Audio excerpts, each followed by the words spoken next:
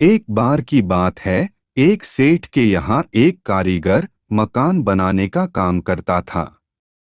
समय के साथ जब कारीगर बूढ़ा हुआ, तो कारीगर ने सेठ से कहा कि अब मैं अपने काम से रिटायर होना चाहता हूँ। सेठ ने कुछ सोचा और कारीगर से कहा कि चलो तो फिर जाते जाते एक मकान और बना दो। तो कारीगर ने ऊपरी मन से एक और मकान बनाने के लिए हाँ कर दी। अब कारीगर मकान तो बना रहा था, लेकिन उसका मन काम करने में नहीं लग रहा था। सोच रहा था कि सेठ के यहाँ इतने साल काम किया, तो भी जाते जाते कुछ देने के बदले मुझसे काम करवा रहा है।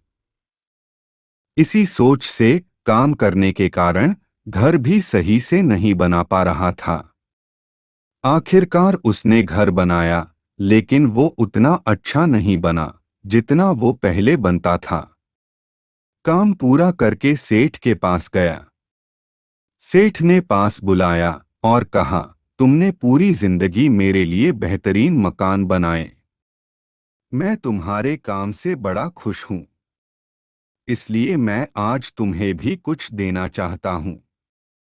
तुमसे जो घर आखिर में बनवाया है, वो मैंने तुम्हारे लिए ही बनवाया है। इतना कहकर सेठ ने मकान की चाबी कारीगर को दे दी। अब कारीगर मन ही मन में पछता रहा था कि मैंने खुद के घर को ही सही से नहीं बनाया।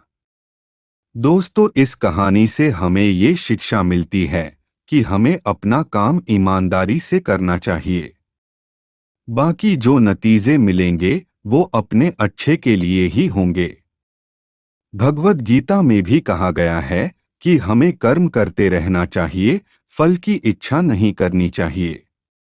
इसलिए हमें अपनी तरफ से 100% देना है, ताकि बाद में हम यह ना कह पाए कि मैंने पूरी कोशिश नहीं करी या मैंने अपनी तरफ से पूरा प्रयास नहीं किया।